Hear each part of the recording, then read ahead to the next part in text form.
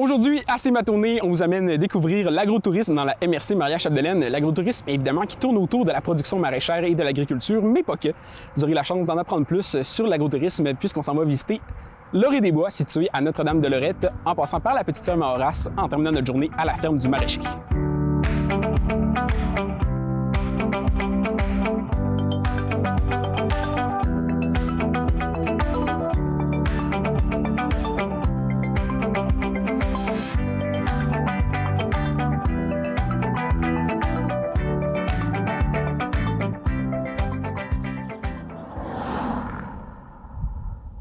Difficile de trouver un attrait qui incarne mieux le concept d'agrotourisme que le domaine de Lorée-des-Bois. Situé à Notre-Dame-de-Lorette, un village au nord de la MRC Maria-Chapdelaine, c'est une entreprise familiale qui concentre son offre autour de la production des petits fruits, camerises, bleuets et framboises.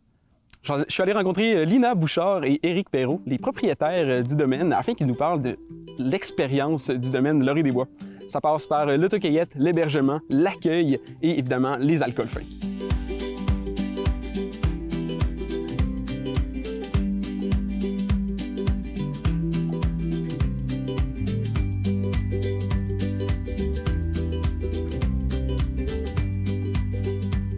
Donc Lina, on est à Lorée-des-Bois, à Notre-Dame-de-Lorette. Il y a beaucoup de choses à voir, mais avant ça, j'aimerais qu'on prenne le temps de parler de l'histoire de Lorée-des-Bois. J'aimerais qu'elle nous fasse un petit survol là, de comment ça a évolué, parce qu'il s'agit d'une entreprise familiale. Tout à fait. Moi, Éric et les deux enfants, Samek et Mathis, on est venus reprendre le patrimoine familial. La terre était abandonnée depuis 40 ans et la maison familiale depuis 20 ans. Donc, ça a commencé avec une idée de projet de faire de la plantation de framboises. On a acheté la terre des grands-parents. Puis de projet en projet, depuis 20 ans, c'est le résultat que ça donne aujourd'hui. Exactement. Et vous avez fait un développement phénoménal, j'ai envie de dire, parce que je viens juste de le mentionner, je me répète, mais il y a tellement de choses à voir ici sur votre site. Et on a eu un accueil vraiment fabuleux.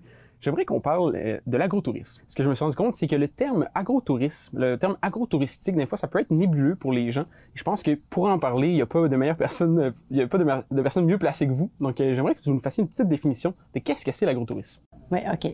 C'est sûr que nous, l'agrotourisme, on y tient vraiment à cette définition-là parce que c'est quelque chose qui est, comme tu dis, méconnu. Oui. Puis qui est tellement importante, c'est que les gens, dans le fond, la définition de l'agrotourisme, c'est que les gens ils débarquent chez le producteur en milieu agricole puis ils veulent vraiment vivre une expérience. Fait que soit qu'on a des panneaux d'interprétation comme nous ici en circuit rallye interprété, oui.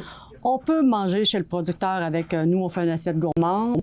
On peut également faire de l'autocueillette, de bleuets, de framboises. On peut faire d'autres activités. Il y a toujours souvent, pas toujours, mais souvent il y a une petite fermette, des petits animaux de basse-cour. Et nous, ce qui vient compléter le volet agrotouristique, c'est vraiment l'hébergement à la ferme ou l'hébergement chez le producteur. Donc ça, pour nous, c'est la définition de l'agrotourisme. Justement, on parle de l'expérience qui est vraiment un tout ici là, à Lorée-des-Bois. Et justement, il y a un concept que j'adore, qui m'a vraiment intrigué, c'est celui du glamping. Donc, quand on parle d'hébergement, vous, c'est du glamping. J'aimerais que vous nous expliquiez un peu en quoi ça consiste. Le glamping, en fait, c'est un mélange de camping et de glamour. Oui. Donc, les gens arrivent ici, ils arrivent en l'hébergement, tout est inclus. Ils ont tout l'équipement nécessaire pour leur séjour. La literie est incluse. Okay. Au bloc sanitaire, les serviettes sont incluses. Fait qu'ils sont dans le luxe un peu. Tout à fait. Puis ça leur permet aussi de se détendre, puis de ne pas penser à amener leurs choses pour leur lit, leur nourriture aussi. Nous, on offre le panier du terroir, donc on peut le servir. Nos alcools sont disponibles. Ils peuvent acheter les alcools au domaine, puis ça fait partie de l'expérience agrotouristique. Prendre leur alcool au tipi, la prendre sur le site. Donc, c'est vraiment un forfait vraiment luxueux, si on veut, de camping. J'ai envie de dire, allons-y, parce que moi, j'ai très envie d'aller découvrir ça. D'accord, puis on va passer justement par les champs de framboises pour se rendre aux yurts. Tout à fait. Super. On y va.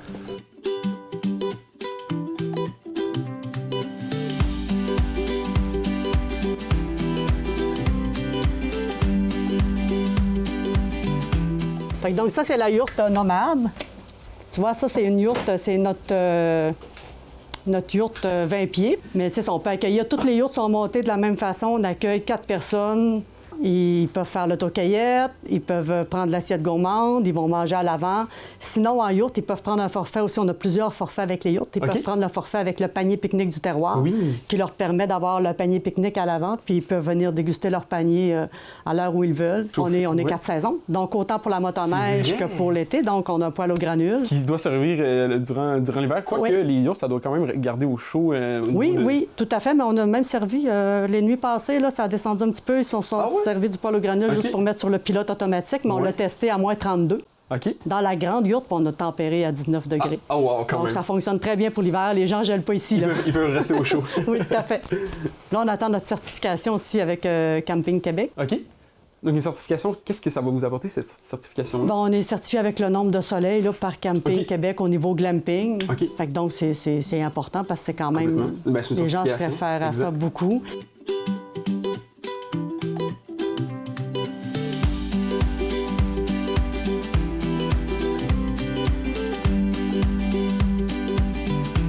Alors, tout à l'heure, on parlait d'expérience agrotourisme. Mais dans l'agrotourisme, il y a aussi l'expérience panneau interprété. Donc, ça fait partie de l'expérience agrotouristique également.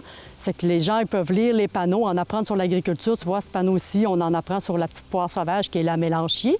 Donc, le produit vedette qui est fait avec ce fruit-là, au niveau santé, au niveau information, saviez-vous que... ça peut avoir. Exactement. J'adore ça parce que vous nous parliez tout à l'heure justement au niveau de l'éducation. Tu sais, on éduque les gens, on renseigne les gens à partir du petit fruit jusqu'à comment qu'on l'utilise, la place qu'il occupe sur le site, puis comment justement les propriétés, puis plein de petites informations. Fait que je trouve ça génial que les gens puissent s'informer sur les produits que vous offrez ici. Puis ce qu'on a pensé, nous, en tout cas, on a essayé de tout penser. Il y a plein d'idées qui s'en viennent, mais on a pensé aussi au tout petit. Le parent qui lit le panneau, souvent quand il y a des petits, bien, c'est un peu dérangeant, c'est normal. Tu sais, les petits, ils sont autour. Fait qu'on a fait un petit rallye en dessous.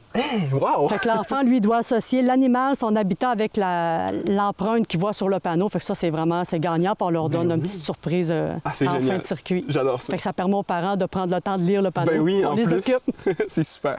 Fait que je vous suis, on va continuer la visite.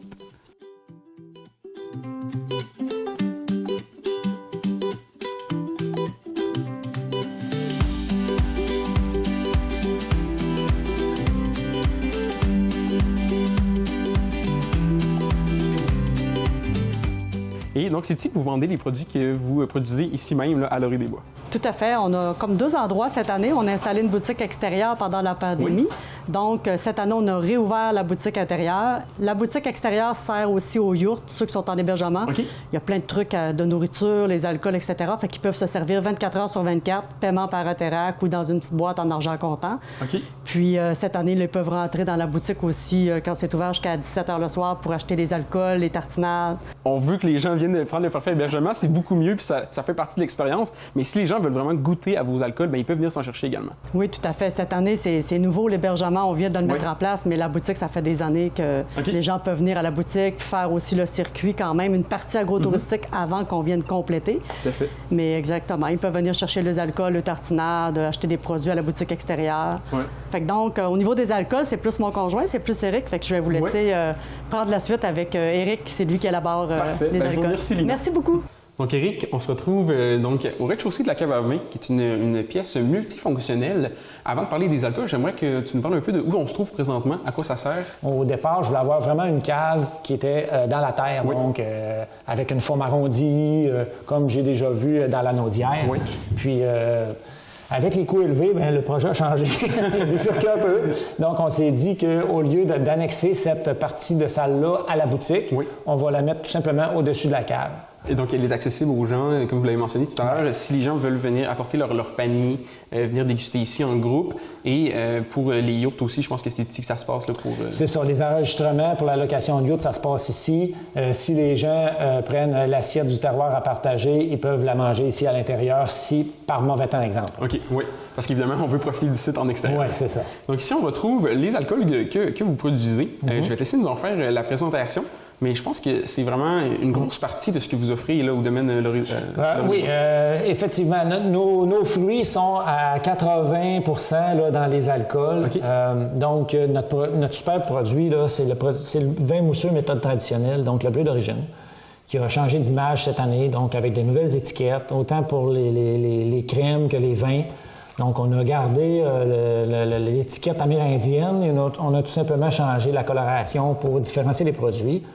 La méthode traditionnelle, bien, c'est une deuxième fermentation en bouteille. Donc, le vin est tout simplement fait au chai et, comme j'ai dit tantôt, et ensuite, là, il est fermenté directement dans la bouteille et entreposé à la cave pour tout simplement le laisser vieillir. Tout à fait. Vous avez des tartinades aussi à côté de ça dont vous utilisez vos petits fruits également? Là, pour... C'est sûr qu'on a... il nous reste encore le petit côté tartinade. Donc, pour les yourtes, ça fait partie des déjeuners. On en vend aussi à la boutique un peu, mais c'est vraiment quantité limitée pour les tartinades.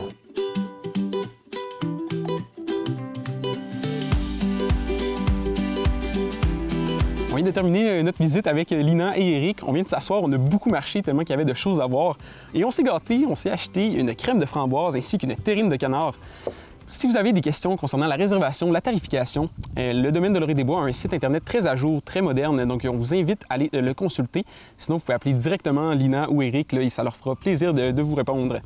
Et malheureusement, on n'a pas eu le temps de tout montrer ici au domaine de l'Orée-des-Bois, donc vous n'aurez pas le choix de vous déplacer et de venir vivre l'expérience par vous-même, ou si c'est seulement pour s'arrêter, s'acheter quelques alcools fins. Maintenant, on reprend la route, on va quitter Notre-Dame-de-Lorette et on se dirige vers la petite ferme à Horace.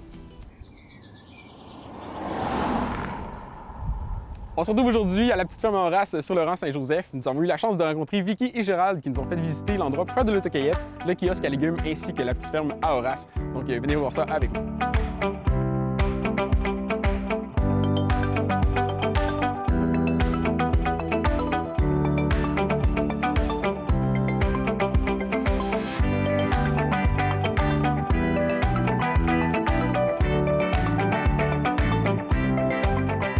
Monsieur Gérald, là, on s'en va voir une partie que j'avais très hâte d'aller visiter parce que vous m'en avez parlé beaucoup. C'est les jardins et l'autocueillette. Et moi, la première chose que j'ai remarqué en arrivant, c'est les nombreuses machines. Donc, est-ce que vous pouvez me parler un peu de ce que vous avez disposé à l'entrée? Oui, c'est toutes les machines de l'époque, là, que nos grands-pères se sont servis avec des chevaux. Puis c'est vraiment des antiquités. Là. C'est des choses là, que vous utilisez dans le temps. Puis quand on continue plus loin, il y a la petite cabane avec les antiquités, avec du matériel là, que les agriculteurs utilisaient à l'époque.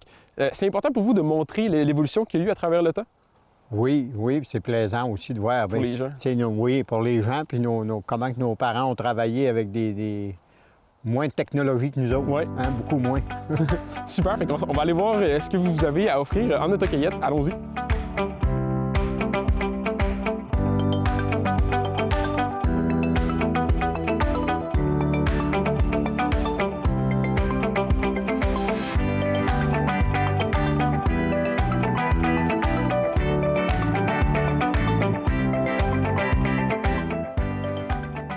À la petite ferme à Horace, une chose que vous offrez particulièrement, c'est l'autocueillette. Donc, on parle évidemment de fraises, mais aussi vous avez une panoplie d'autres produits que les gens peuvent venir cueillir à votre ferme. Donc, parlez-moi un peu de ça. Les fraises, on a les framboises, on a des gourganes, puis des petits pois. On oublie-tu, moi, là? Vous avez des bleuets de serre également? Oui, les bleuets, c'est vrai, j'avais oublié. C'est un peu, j'allais dire atypique, mais c'est une belle ajout de pouvoir faire de l'autocueillette de légumes, parce que les gens sont souvent habitués de faire l'autocueillette de petits fruits. Là, vous offrez de la gourgane, les fèves et les petits pois. Oui. Ça, c'est apprécié des gens? Très apprécié. Comment ça fonctionne l'autocueillette à la petite ferme à Horace?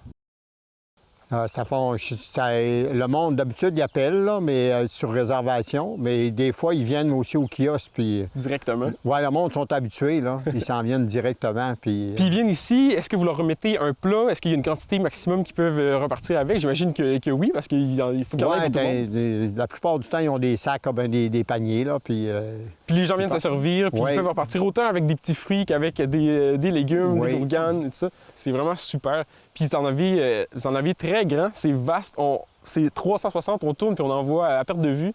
C'est vraiment génial. Et les gens qui viennent ici, donc oui, c'est évidemment pour l'autocueillette, mais il y a aussi toute la partie avec la petite ferme qui est devant la maison qu'on va aller voir tout à l'heure. Est-ce que vous pensez que les gens ont une préférence entre... j'imagine que le public est différent, dans le sens que les enfants, vous m'avez dit tout à l'heure, qu'ils préfèrent les animaux de la petite ferme, puis les adultes vont peut-être plus venir faire l'autocueillette pendant ce temps-là. Probablement. Ça dépend des familles. Ça dépend, hein,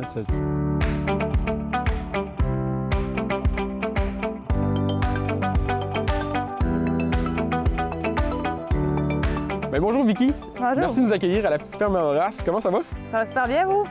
Cool. Moi, j'ai très hâte de venir visiter l'endroit. Est-ce qu'il y a un endroit que tu voudrais qu'on commence? Bon, on va commencer par les animaux. Super. Ben, je te suis. Ben, parfait. Ici, on a vraiment des vrais animaux de la ferme. C'est Oui. des poules et un cochon. Oui. Est-ce qu'il y a un nom, ce petit cochon-là? Ça, c'est Roméo. Roméo. Eh bien oui, comme c'est inscrit juste là. Oui. Salut Roméo. Comment ça a commencé la petite ferme Horace? Ça a commencé peu par peu. On avait quand même plusieurs races d'animaux, dont les poules, on en avait, des cochons, des chevals. Mais tu sais, ça a vraiment agrandi. Là. Fait que, Ouais. tu sais, on a eu des nouvelles races, puis Oui, parce que là, évidemment, c'est super le fun de voir les poules et les cochons, mais il y a beaucoup Ah d'autres oui. espèces qu'on va aller voir. ah oui, on va aller voir ça. Super. Donc, pour les gens qui veulent venir visiter la petite ferme Horace, comment ça se passe? À la fois, j'ai des visites libres. OK. Ils sont sans réservation. Les gens viennent comme ils veulent. Ils circulent dans la cour, ils prennent le temps qu'ils veulent. Puis, dans le fond, j'ai une boîte de dons volontaires. Ils vont donner les dons qu'ils vont vouloir. OK. J'ai des visites guidées aussi. C'est sur réservation. Ils vont m'appeler sur mon téléphone à moi, puis je vais leur faire le tour à la journée qu'ils veulent et l'heure qu'ils veulent. Donc, les gens arrivent ici, ils se stationnent, ils débarquent de leur véhicule et ils peuvent venir visiter la petite ferme Horace. Oui, exact. Ils vont passer par ici, puis ils vont voir tous les beaux animaux. Et Puis, vous avez justement les membres de la famille qui peuvent les accueillir. Qui Oui, peuvent, exact. aussi, Il va toujours avoir quelqu'un qui va les accueillir, qui va leur dire un peu le fonctionnement. Super. là. Donc, Vicky, la première chose que je me suis demandé avant de venir ici, c'est qui est Horace? Souvent, les gens pensent que Horace, c'est Gérald. Mais en fait, c'est un chien que Gérald avait pris à un refuge, il y a plusieurs années. Je peux pas dire exactement combien. Puis Horace, c'était comme la vedette. Puis c'était le seul chien qui était lousse. Puis il allait tout le temps voir les autres animaux. C'était tous ses amis. Il aimait vraiment les autres chiens, les autres animaux. Fait que c'était la Fait ferme que- à Horace ouais, et ses fait que amis. c'est ça. Horace faisait la même chose ici. Il allait voir tous les autres animaux.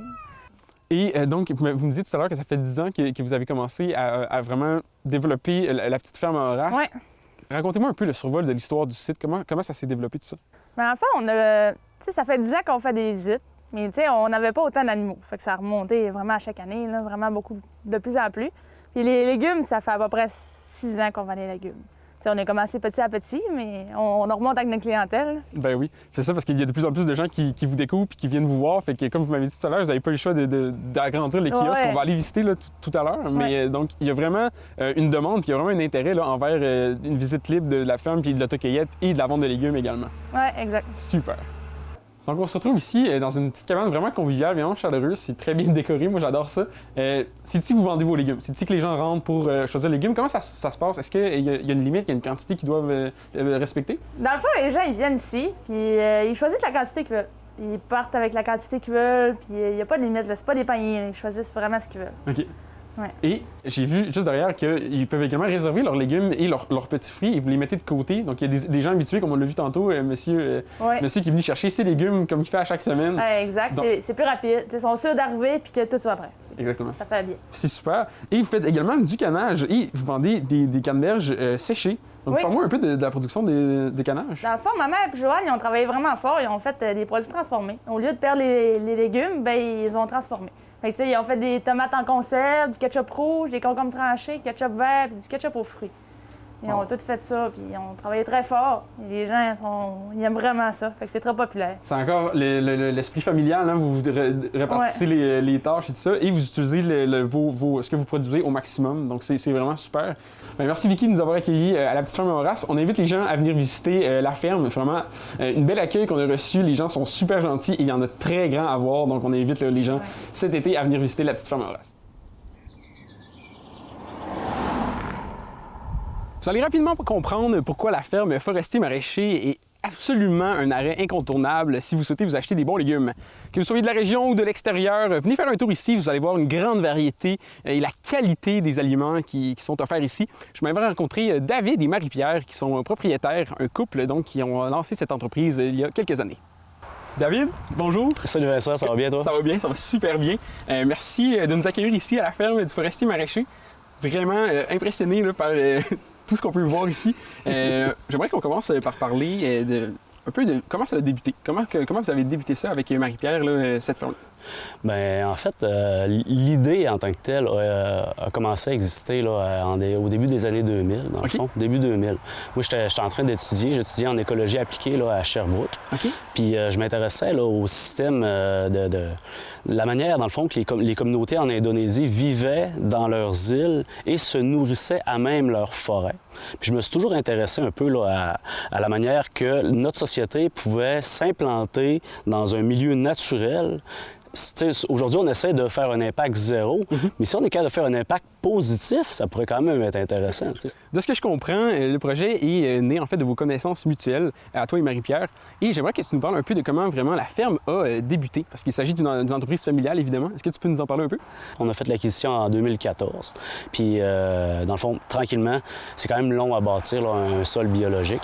Ça a pris quand même plusieurs années. Marie est arrivée à travers ces années-là. Puis, dans le fond, elle a apporté beaucoup de son expertise puis de sa vision, justement, là, sur comment on pourrait améliorer les sols, etc. Et les communautés d'insectes, parce qu'elle raffole beaucoup des insectes vivants, pas nécessairement manger, on s'entend. Mais fait que c'est un peu ça, comme ça a fait son cheminement. Puis je te dirais que, tu sais, il y a Marie qui est à travers ça, mais la famille était très présente. Là. Je veux dire, mon frère était là, mon père est présent là, très souvent aussi. Ma mère donne son coup de main au kiosque. Je pense que tout seul, c'est impossible d'arriver à construire quelque chose comme ça. Mais quand tout le monde y croit un peu puis vienne donner un petit coup de main à gauche puis à droite, ça fait toute une différence. Hein. Puis d'ailleurs, on va aller voir ce que les jardins ont à nous proposer cette semaine. Ouais, on va aller voir, ça. On va aller voir ce que vous cultivez. Moi, j'ai vraiment hâte d'aller voir ça, donc je te suis. Allons-y.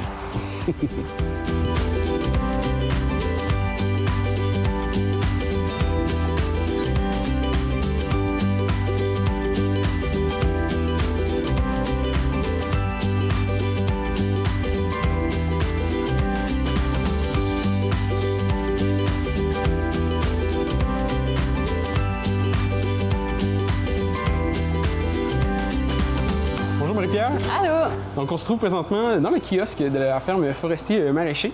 Donc, je te laisse nous parler, nous présenter ton kiosque. En fait, nous, les légumes qui sont dans le kiosque, c'est vraiment tous des légumes qu'on a produits nous-mêmes dans nos jardins. Puis, ils sont tous certifiés biologiques. Donc, tout est fait selon les normes biologiques. Puis, selon le fil de la saison, dans le fond, les légumes changent toujours. Fait que, au printemps, on a plus des verdures, donc des verdures asiatiques, donc bok choy, chou chinois, on a de la laitue, des choux kale. Puis ensuite, plus l'été avance, là, il y a les tomates qui embarquent, les carottes, concombres, haricots, tout ça. Puis vers la fin de la saison, on a vraiment les légumes de conservation, citrouilles, courges d'hiver. Nous aussi, on a aussi des paniers hebdomadaires.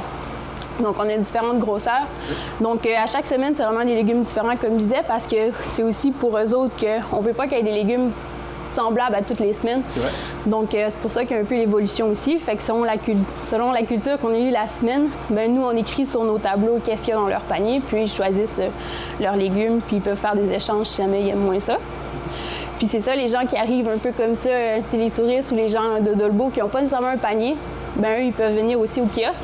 Puis si les légumes de la semaine sont quand même étalés ici pour eux. C'est ça, il y a une grande variété de légumes, puis ouais. C'est ça, c'est un peu des légumes à la carte. Donc les gens arrivent ici, ils choisissent les légumes qu'ils désirent. Tu as parlé des paniers, je trouve ça super intéressant parce que autant pour les visiteurs qui viennent de l'extérieur que pour les gens d'ici, donc il y a différentes offres. Là. Je pense que ce que j'avais vu, il y a les paniers aux 2 semaines, puis il y a les paniers hebdomadaires. Est-ce que c'est possible? Oui, en fait, on a décollé ça. Nous, c'est notre 5e saison. Puis ça fait 2 ans qu'on fait le panier aux 2 semaines parce qu'on s'est rendu compte qu'il y a des gens qui nous connaissent pas, puis qu'ils veulent apprendre à découvrir un peu les légumes, mais ils sont comme un peu stressés de dire, je vais me prendre un panier à toutes les semaines. Fait que nous, on a commencé à proposer le panier aux 2 semaines pour qu'ils voient un peu au fil de la saison à quoi ça ressemble. Tout à l'heure, tu as parlé de l'aspect biologique. Donc, vous avez une certification biologique. C'était vraiment important pour vous d'avoir cet aspect-là? Oui, vraiment. Parce qu'on a tous les deux vraiment un aspect... on trouve que l'environnement, c'est important. David, lui, il a étudié en biologie et en environnement. Moi, j'ai étudié en agronomie, puis c'était vraiment un point qu'on trouvait important. Nous, on trouve que la biodiversité, c'est important. Donc, les produits de synthèse, nous, on veut vraiment pas en utiliser. C'est aussi d'enrichir le sol. T'sais, nous, on apporte des matières vivantes au sol pour nourrir les plantes. On trouve ça important, c'est ça, de nourrir la biodiversité, autant dans le sol que dans nos champs. C'est vraiment génial. Et également, en faisant le tour tout à l'heure, j'ai vu que vous offrez également des produits là, venant de d'autres petits commerces artisans du coin. Nous, on mise surtout sur les produits biologiques locaux, mais on a aussi beaucoup de produits locaux qui ne sont pas nécessairement biologiques. Entre autres, on a les miels du rucher qui viennent, c'est les ruchers nordiques, en fait, ils viennent de Dolbeau. Puis ils mettent leurs ruches vraiment dans des endroits assez sauvages où on en a eu quelques années ici aussi. Fait qu'ils ne sont pas certifiés biologiques, mais c'est ça, ils vont vraiment dans des endroits plus sauvages pour pas qu'il y ait de contaminants, si on peut dire. Ouais. Puis sinon, on a les huiles de tournevent qui viennent d'Héberville. Donc ça, c'est des céréales biologiques qu'eux, ils cultivent ou qu'ils font faire, puis que c'est leurs huiles à eux. Et on a le sirop de bouleau aussi du 49e parallèle. Le gruau d'Olefé, on a les fromages de la Normandinoise aussi. C'est vraiment génial que vous puissiez avoir une proximité comme ça avec votre clientèle. Puis en plus, vous êtes super bien situé. Vous êtes difficile à manquer, là, sincèrement. Là. On arrive ici, on voit la grange, on voit le kiosque de loin. Donc ça donne le goût de s'arrêter. Moi, j'ai envie de faire un petit tour et de me faire un petit panier de légumes, un petit sac de légumes là, pour repartir à la maison. Est-ce que je peux faire ça? Ben oui, pas de problème. Super. Si tu veux, tu peux te prendre un panier, puis Parfait. tu peux faire le tour.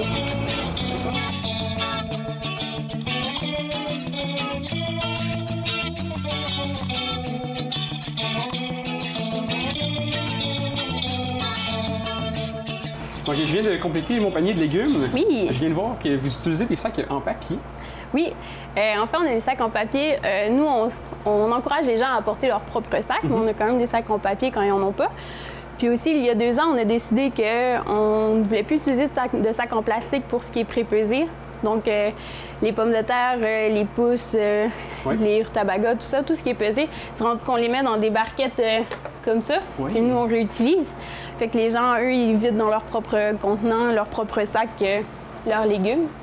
Fait qu'on a vraiment éliminé beaucoup de sacs, puis c'est ça le but. On essaie toujours d'améliorer un peu nos techniques. Fait que... Exactement, c'est une continuation là, de votre philosophie puis de votre désir là, d'avoir une conscience écologique et biologique dans votre entreprise. C'est vraiment remarquable.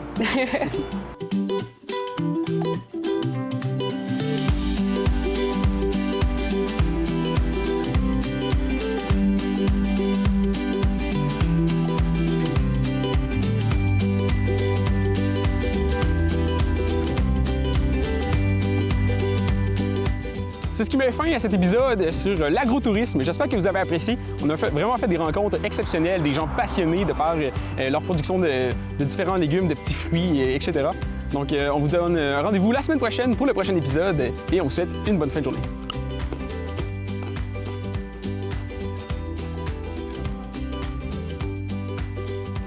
Incroyable. Non, c'est incroyable.